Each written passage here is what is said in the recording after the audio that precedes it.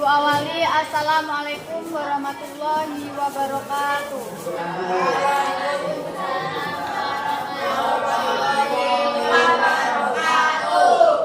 Gimana kabarnya anak-anak? Baik. Alhamdulillah. Apakah ada yang tidak hadir? Ada yang hadir? Hadir semua.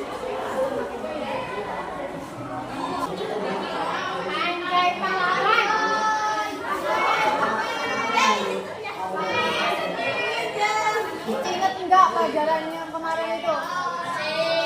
Coba apa? Ya, apa? Apa? Coba tunjuk tangan. Siapa yang bisa? Apa itu bisa? Tunjuk tangan. Enggak ada apa? Kamu enggak belajar? Coba yang laki-laki. Kemarin kita sudah membahas materi apa? Rukshoh, bukan ruksah ya. Coba rukshoh itu apa? Apa? Hukum yang meringankan atau memudahkan orang yang diwajibkan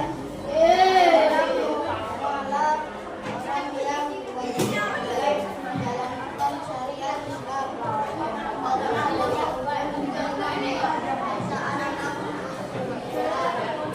Ya. Coba yang kacamata, coba yang depan. Nah, hari ini kita lanjut ya belajar tentang jamak, tentang sholat jamak dan qashar ya. Terus rukhsah dalam berpuasa, kemudahan dalam berpuasa. Ya, jadi jamak rukhsah dalam sholat dengan sholat jamak dan sholat qashar. Yang laki-laki diperhatiin.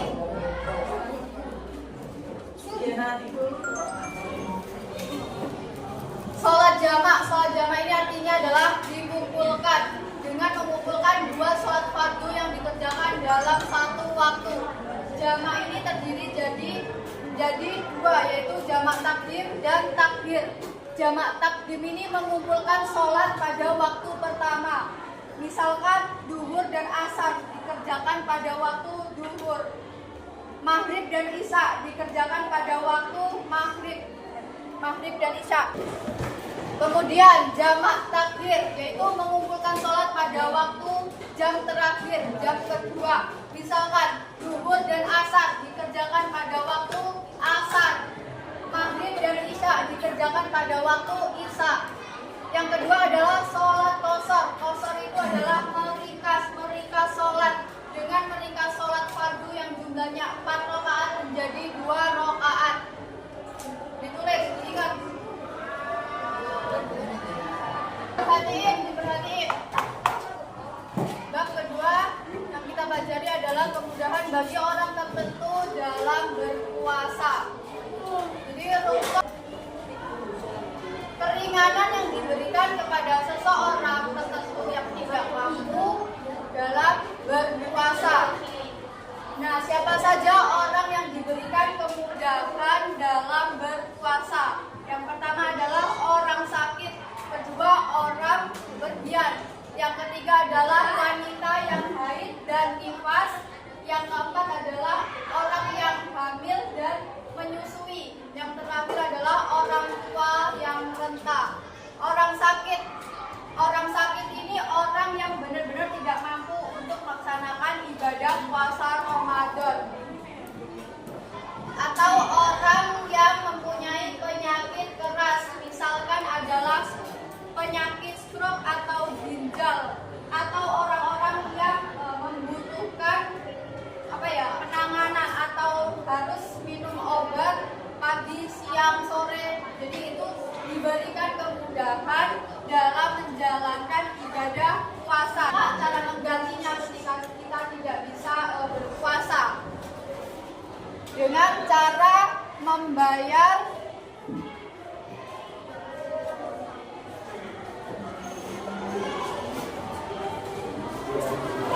dengan cara membayar fidyah.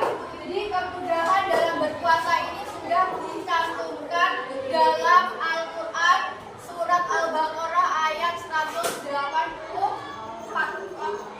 Coba artinya dibaca. Coba ini. Kamu punya bukunya nggak? Anak laki-laki yang punya bukunya siapa? Coba dibaca artinya. Yang keras.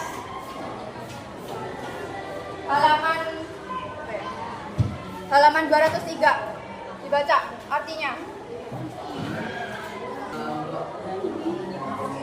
Nah, bagaimana orang sakit itu ketika tidak bisa berpuasa diganti? Gimana caranya? Yaitu dengan membayar fidyah. Itu sudah tercantum pada Al-Baqarah ayat 184. Di situ ketika orang sakit itu tidak bisa berpuasa, maka seseorang bisa menggantikannya pada membayar fidyah. Jadi membayar fidyah itu adalah kewajiban memberi makan orang miskin. Jadi membayar fidyah ini misalkan 1 hari tidak puasa berarti membayar ini satu orang miskin. Jadi kalau misalkan 30 hari tidak berpuasa ya berarti 30 kita harus ngasih makan orang miskin 30 orang. Satu mutnya ini. Itu bagi orang yang sakit. Yang kedua adalah orang yang bepergian. Jadi orang yang bepergian ini diberikan kemudahan dalam berpuasa.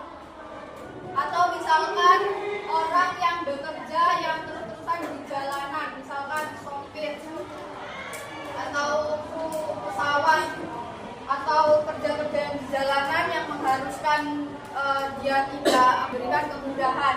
Bagaimana Kak caranya biar bagaimana cara menggantinya Kak? Yaitu dengan cara mengkodok atau mengganti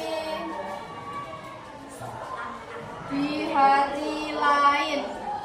Kalau fidyah ini hanya untuk ini dan orang sakit yang benar-benar tidak bisa melakukan puasa. Yang selanjutnya adalah wanita hamil dan menyusui. Ini diberikan kemudahan ketika berpuasa dan menggantinya dengan membayar fidyah. Dengan membayar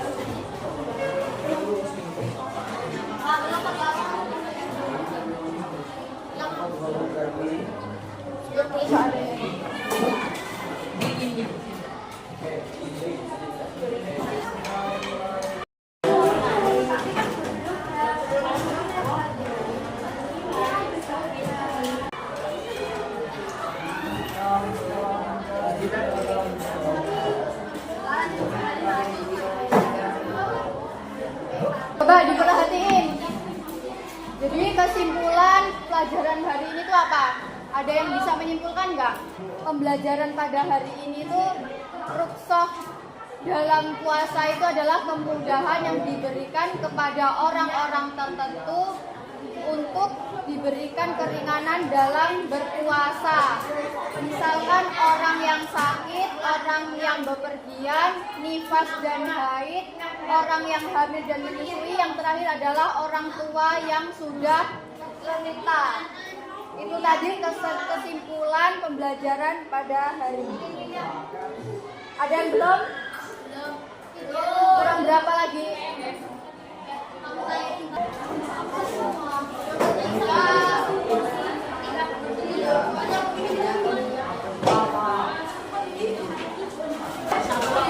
Yang belum nanti dikumpul di ketua kelas ya. Nanti dikumpul di ketua kelas, nanti kasih. Kalau udah kumpul semua, ditaruh di perpustakaan. Sebelum kita mengakhiri pembelajaran pada hari ini, kita ucap hamdalah. Ibu akhiri, kurang lebihnya Ibu mohon maaf. Wassalamualaikum warahmatullahi wabarakatuh.